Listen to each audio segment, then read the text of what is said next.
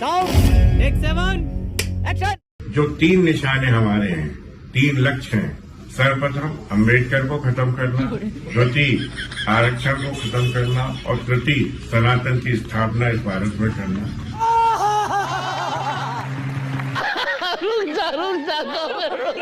तो भैया सुना, मुंह में गुटखा दबाकर बाबा साहब को गाली देने वाला ये जातिवादी झिंगुर अब आरक्षण के साथ साथ बाबा साहब को खत्म करने की बात कर रहा है।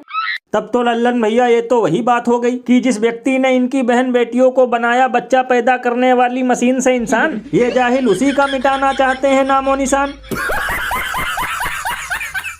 रुको जरा, सब्र करो। लल्लन भैया जिस थाली में खाया उसी में छेद किया जैसा मुहावरा बस इन्हीं जैसे जाहिलों के लिए बनाया गया है।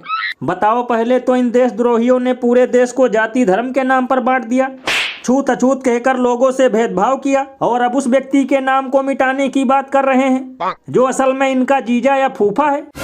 भैया इसीलिए तो लोग घनघोर बेइज्जती करते हुए ये कहते हैं कि इतना तो देश परेशान नहीं है आतंकवादियों से जितना परेशान है इन जैसे जातंकवादियों से। यानी अब इसकी मंशा साफ साफ झलक रही है। पहले तो ये ससुरा ये कह रहा था कि संविधान बाबा साहब ने नहीं लिखा और अब आरक्षण को मिटाकर सनातन की स्थापना की बात कर रहा है। लेकिन शायद इसे नहीं पता कि अगर किसी दिन इसका सामना सच्चे अम्बेडकरवादी से हो गया तो इसकी दुर्दशा भी ऐसे होगी। देखेगा, घबराना नहीं, देख साला आदमी तुम देख यार। संविधान ऊपर बाबा साहब ऊपर ये आदमी बताओ गली गली गाली बक रहा है। ज्यादा देखो बुढ़ौती में हम तुमको हम वही कह रहे हैं, हम तुमको 2 मिनट नहीं लगेगा समझाने में।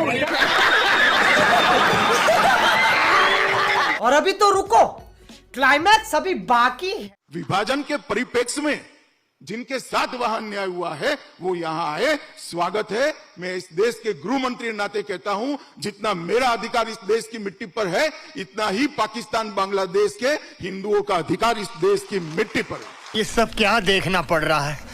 अच्छा है मैं अंधा हूँ। तो भैया सुना, लगता है अब देश अखंड भारत बनने वाला है, क्योंकि मोटा भाई का कहना है कि इस देश पे जितना मेरा अधिकार है उतना ही पाकिस्तान और बांग्लादेश के हिंदुओं का भी है। तब तो लल्लन भैया अब योगी आदित्यनाथ इन्हें बुलडोजर पे बिठा के पाकिस्तान छोड़ कर आएंगे, क्योंकि वो कहा करते थे कि जिन्हें पाकिस्तान से प्रेम है वो पाकिस्तान चला जाए, जाने का किराया हम देंगे।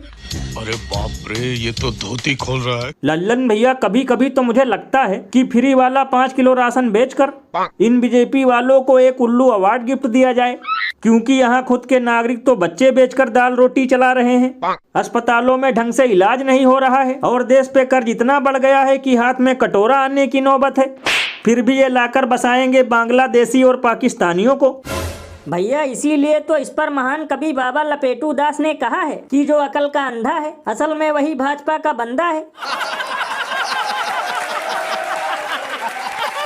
बताओ, बकलोली की भी हद होती है। यहाँ खुद के नागरिकों को तो होली और दिवाली में एक एक फ्री सिलेंडर दे नहीं पा रहे और जुमला फेंक रहे हैं दूसरे देश के नागरिकों को बसाने का। ये बिल्कुल सही कहा आपने। वैसे भैया शुक्र है भाषण किसी मुस्लिम या विपक्षी नेता ने नहीं दिया, वरना अब तक उस पर NSA लगाकर सोनम वांगचुक बना दिया जाता।